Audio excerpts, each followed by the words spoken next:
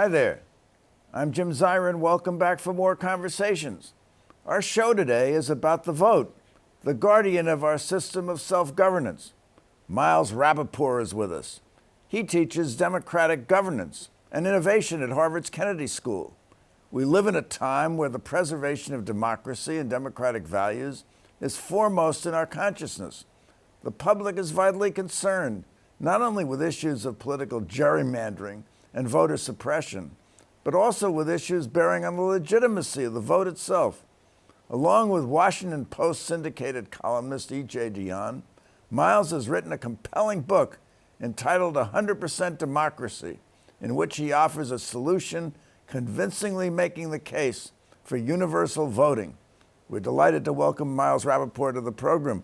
Well, congratulations on your book, 100% Democracy. Thank you, Jim, and I'm delighted to be here. Thanks for inviting me. Well, it's wonderful to have you here. Now, in your book, you say you want to change the paradigm of democracy. Now, what do you mean by that? Well, I have been working on issues of voting rights and expanding democracy for about 40 years. When I was in the state legislature in Connecticut, Secretary of the State, and then at Demos, and since the last 5 years at the Kennedy School. And, we've made some progress towards voting, and of course there are a lot of people who are trying to roll it back. But the question is, how can we really reach a fully participatory democracy? And that's I think, the paradigm that we're looking for. EJ and I believe that democracy is best when everyone participates, and it is possible to enact some policies that would help us really get there. Well, we'll get into that, but in the last presidential election, I think 160 million people voted, which was 67% of those eligible. I mean, isn't that good enough? I mean, is the system broken? And if it's broken, why are you trying to fix it? Well, actually, it's interesting. If you look at the last two elections, the 2018 midterms and the 2020 presidential election, both of them were record turnouts. In 2018, we had the largest turnout in midterm elections in probably over 100 years, and that was 50.3%. And 2020, which was actually a tremendous achievement given the pandemic, given that there were 400 lawsuits, tremendous fighting over how the voting was going to be allowed. And you're right, we had over 160 million people participate, and it was 66.2% of the electorate. So on the one hand, I'm glad we have done better than we've done before, but those figures really aren't anything to write home about. And when you compare them internationally, I think there's a lot of room for improvement, and that's what we'd like to see. But isn't it true that where the public sees space between the candidates, they tend to come out and vote? And if they think the candidates are about the same and they're kind of boring, they just stay home. And then there are too many other things to do rather than wait online to cast a vote. Well, there are a lot of reasons why people don't vote. I think in part they do feel like government is not responsive. Sometimes they don't feel like there's a real difference, or they don't like either of the candidates, and that's true. We also make it fairly hard for people to vote in comparison to other advanced democracies. I just want to take Australia as an example. They really work. The National Election Commission in Australia does a tremendous amount of work to get people registered and onto the rolls. And then, as our book says, since 1924, they have made it a requirement for people to vote. And they get 90% turnout in every election. And people don't complain about it. They like the system, and I think we ought to emulate that here. Well, they've done that for 100 years. Now, what do you mean by requirement? You mean if I don't vote, they're going to put me in jail for not voting? No, not in jail. But if you don't vote, if you're registered to vote in Australia, and 96.3% of the people are actually registered and on the rolls, and you don't vote, they send you a note after the election saying, hey, Jim, how come you didn't vote? And if you offer almost any excuse, I was in Perth visiting my grandmother, or I had to work that day, that's accepted. The dog ate my homework. The dog ate your homework. I suppose you could say that too. But if you have any excuse, will do. I mean, what's the whole point? Well, the point is that it's a reminder that participation is an expected obligation. And if you don't give any excuse whatsoever, you get fined $20. That's the enforcement mechanism, which is about $15 in US. So it's a kind of light touch enforcement, but nevertheless, they have constructed and created a civic culture where people expect that they're going to vote, and they do vote. And so it's worked out fairly well. I think we're in a kind of a difficult and sometimes vicious cycle where people don't participate. Government is therefore not very responsive to the people who don't participate. It's more responsive to regular voters and, of course, to the donors. And then that alienates people further. What we're hoping to do, EJ Dionne and I in the book, is to create a virtuous circle where if we start with universal participation and it becomes a civic obligation, like jury duty, I'll point out, then I think government is more responsive, people feel like there's more at stake, and hopefully you start a kind of upward cycle. That's what we're hoping for. Well, is there a constitutional issue? I mean, aren't you really forcing me to express an opinion by forcing me to go to the polls and vote? We had a working group that was a joint effort of the Ash Center at the Harvard Kennedy School and the Brookings Institution. And we had a terrific group of people that did it, including 5 or 6 top-notch constitutional lawyers who looked at this issue very, very carefully. And the answer is no. We're not compelling speech because you don't have to vote for anyone if you're compelled to vote for a particular candidate or even to choose a candidate. But you can submit a blank ballot. You can write in Jim Zirin as a candidate, or frankly, you can write in none of the above. And our recommendation for the United States, if we do it, is that we have a none of the above option to make it very clear that you are not being compelled to speak, you're being compelled to participate. And I want to just mention the jury duty analogy because I think it's very important. One thing about the jury duty analogy that, in my view, doesn't quite hold up is that the right to trial by jury is expressly stated in the Constitution. There's nothing about voting in the Constitution. At least the Constitution was kind of designed to insulate the government from the people because there was no direct election of senators until, 100 or more years ago. Women couldn't vote. They did vote directly for the Congress, not for the House of Representatives. And people didn't vote directly for the president. They voted for electors who in turn elected the president. We've had a very long journey, as you point out, towards full participation from the beginning when it was only white men of property who could vote, and then gradually the system has opened up. But I want to go back to the jury duty analogy. It's not constitutionally exact, but philosophically I think it's exact because the reason that we want everyone to serve on a jury, and it's become commonplace. Nobody thinks, oh my God, how dare they make me serve on a jury? It's what we're used to, is because you want the decisions about guilt and innocence and proper punishment to be made by as fully reflective a pool, writ large, of jurors as possible. I think the same thing applies to voting. I think we should want the decisions of government and the people who are going to make those decisions to be selected by the fullest reflection of the population of the United States. That's our goal. It's consent of all the governed. I think it's in the spirit of the Constitution, even though we haven't lived up to it very well. But what is the virtue necessarily of increasing the quantity of people who vote? I mean, shouldn't we be trying to increase the quality, to get people who are informed about government, informed about the issues, informed about the candidates to come to the polls? I mean, this is what seems to be lacking, not just the raw numbers of people who come to polls and vote. But the problem is that participation and non-participation is not evenly distributed. If it were, you might be able to make a case that it doesn't matter whether it's 90% or 70%. But what happens now is that young people are disproportionately not voting. Communities of color, people are disproportionately not voting. People with low incomes or low education. And what you get is an electorate that is skewed towards higher income, higher educated, and frankly, a whiter population than the population as a whole. And the decisions of government then reflect that. So I think that there would be better representation and fuller representation if everybody from all walks of life were participating. Well, have studies been made as to why these groups aren't voting? Why aren't black people voting? Why they have a tremendous stake in our society? Why aren't young people voting? I mean, they're our future. Why are they sitting it out? Well, there are many, many studies that and a multiplicity of reasons. Actually, I should say, though, that turnout in the black community now has risen significantly over the last 15, 20 years, and is now very close to what white participation is. Latinx population and Asian population are still lower, and young people are really the kind of least represented. Some of it is, I never use the word apathy. I have never used the word apathy. Some of it is that people don't see a reason to vote. Some of it is that we put up roadblocks. If you need 30 days advance notice to register to vote and you've just moved somewhere new, you're shut out of the system. There are lots of hurdles that we put up. So what EJ and I have talked about in the book is there are a series of gateway reforms that enable people to vote more easily. Same-day voter registration, automatic voter registration, pre-registering high school students when they're 16 and 17, and then they can automatically vote when they're 18.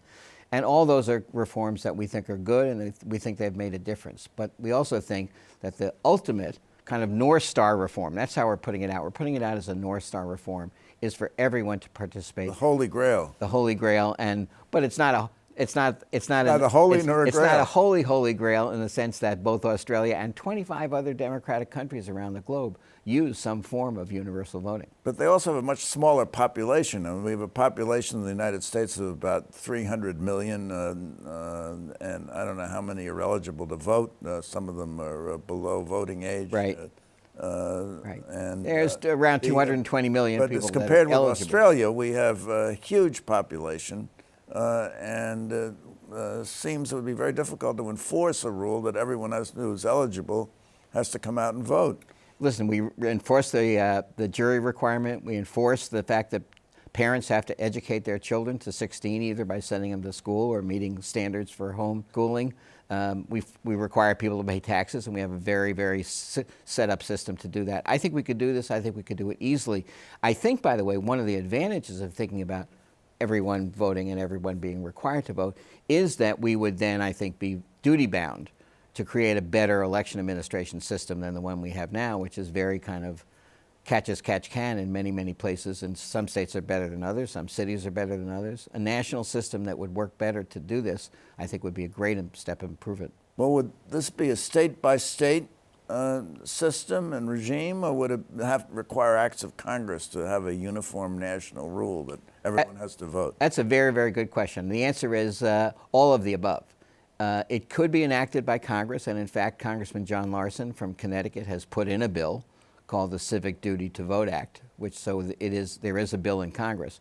But our expectation is that it'll be adopted by states. State legislatures clearly have the authority to set the terms and conditions of voting for their state offices and for congressional and Senate elections as well. But it also could be done by municipalities. If municipalities, sometimes they might need some form of state permission, but if municipalities adopted it, I think that could be a good stepping stone, both for cities and states to kind of exercise their role as the laboratories of democracy, as Justice Brandeis said. Yes, he did. Now, but what about that? If people are voting universally and 100% democracy in some states and 50% democracy in other states, you have a very uneven kind of election process. Well, I hope if 100% democracy and full voting works in some states, I hope that it'll motivate the other states to follow suit. And interestingly, let's just take a state like Michigan.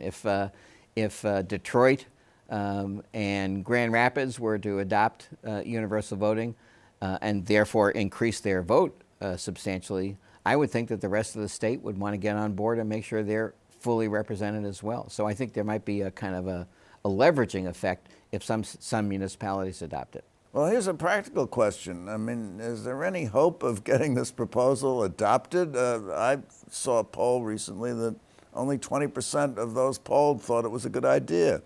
Well, EJ Dionne likes to say that we're either the most honest book writers or the dumbest, because we put the poll right in our book that says that as of right now, 26% of the population supports it. So we know we have a good hill to climb.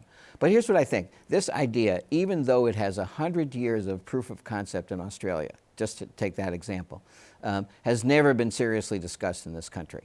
And what we're trying to do by putting out 100% Democracy, the Case for Universal Voting as a book, is to get the idea into the public domain, start to get people talking about it, and we think we've done that to some degree already.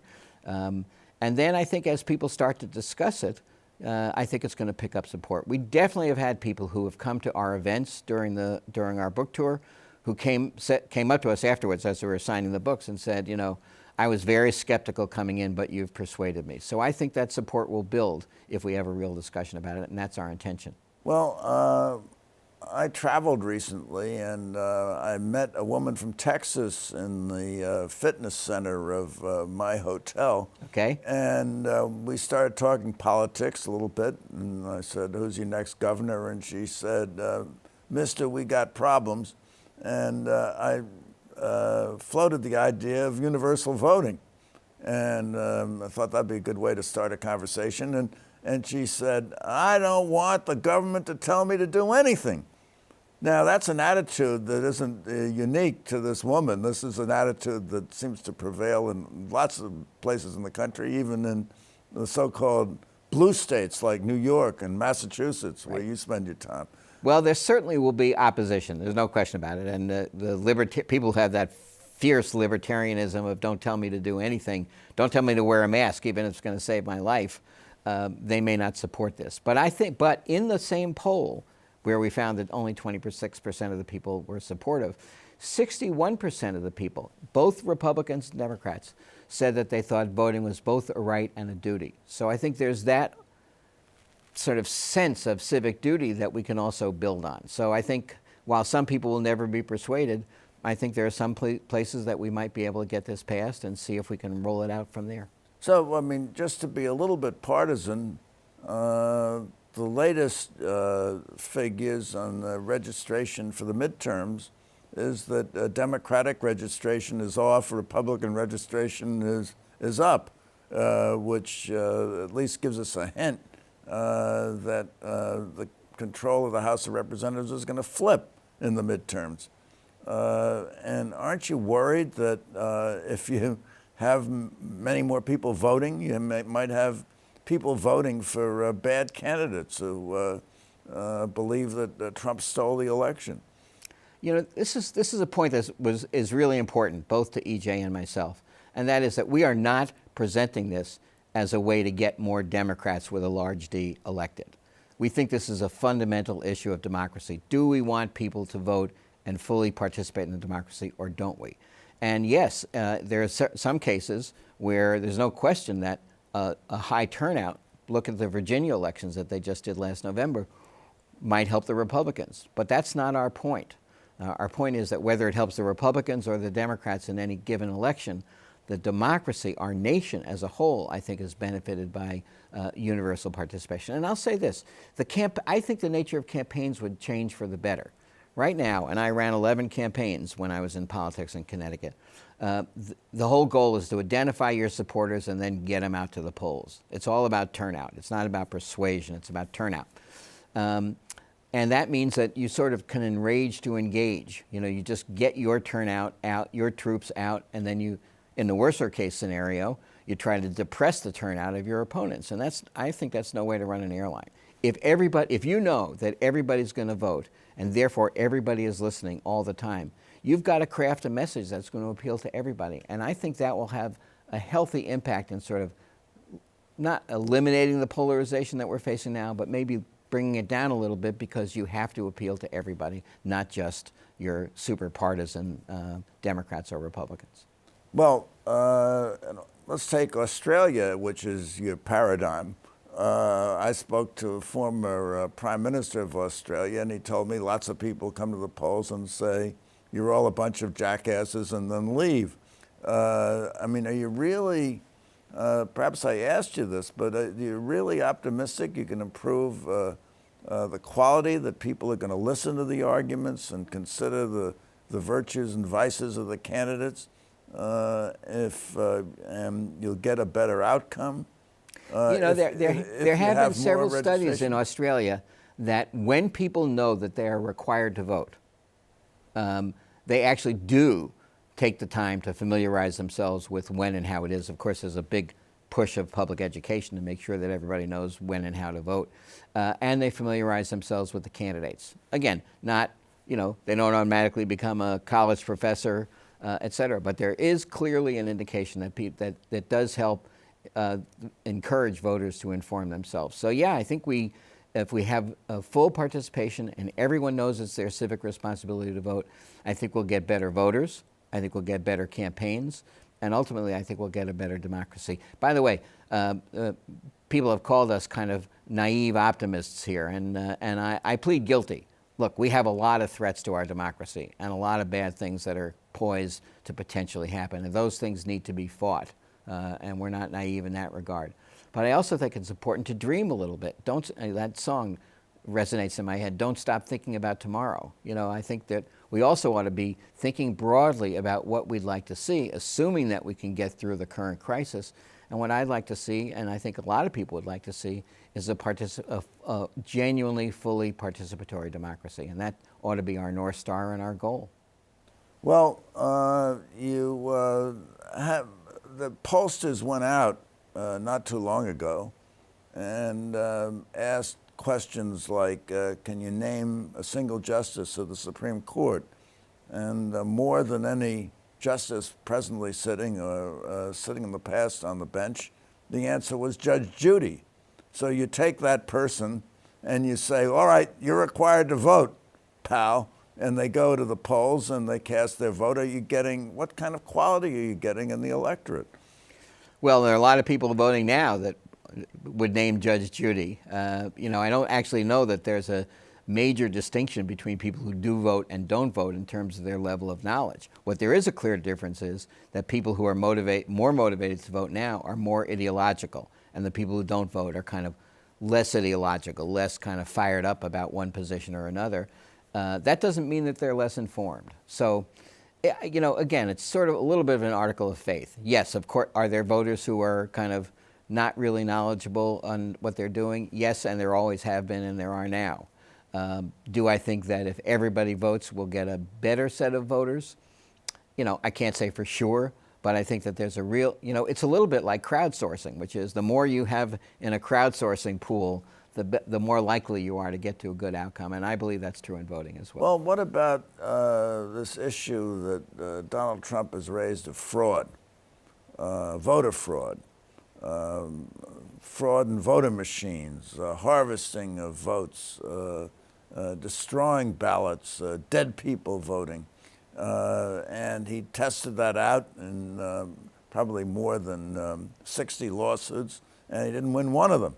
Correct. Now, is that dynamic going to change at all if you have universal voting, 100% democracy? They'll still make allegations of fraud, and they'll still say that the election was stolen. Yes. I mean, the allegations of fraud have been made, you know, since I was Secretary of the State 25 years ago. I think they've been largely bogus, and they have largely been a cover argument for making it more difficult for people to vote, on the theory that somehow if you make it more difficult for people to vote, you know, the one party or another, I think the Republican Party has been pushing this line certainly more forcefully than most Democrats, you know, then you'll win. But you're right. There were 60 lawsuits alleging fraud. None of them were upheld. There have been, you know, recounts and audits of all kinds since then. The actual numbers of people who go and vote in a fraudulent manner is absolutely minuscule. It's been shown time and time again. So that doesn't surprise me that Donald Trump continues to echo it, because he doesn't feel bound by accuracy. We know that. But I think that for most serious scholars of voting, the issue of voter fraud is not a real one. And if we have good election administration, so right now we have election administration, I'll just make this point quickly, you know, that is underfunded, is partisan, is balkanized. You have different counties and different places doing it in different ways. In Australia and almost every other democracy in the world, you have a highly professionalized national election administration that sets standards, that is properly funded, that is highly you know, effective. And the elections run much better. So if we can, I think if we have better election administration, whatever fraud there is will actually be cut down. But it's been a non-issue since it's been raised. Okay, well, Miles Rapoport, I have a question for you. Sure. Do you think we're ever going to achieve in the United States of America 100% democracy? Well, I'll end with the story that EJ always tells, which is that right now we vote by secret ballot. and we wouldn't imagine voting any other way. We wouldn't imagine going and announcing our vote at the polling place. But it was not always so. In the 1800s and even into the early 1900s, Americans voted with a party ticket. And so everybody came and showed which ticket you were voting for, and everybody knew how you voted. Finally, the secret ballot began to be discussed. It was resisted, and it was passed. And what was it called? It was called the Australian ballot. And 100 years later, it's just the way it is. So our hope and prediction is that 50 years from now, everybody will be voting, we'll have universal voting, and another idea that we import from Australia, and people will say, how is it that we ever did it another way? So yes, I think we'll have it. So Australia's our paradigm. It's not a bad paradigm. There are others, but it's not a bad one. Not a bad paradigm. So, well, thank you so much for coming by. We've come to the end of our program. And thank you for coming by. Tune in next week for more conversations. Please visit our website at jimzirinconversations.com. And take care, be well, and all the best. I'm Jim Zirin.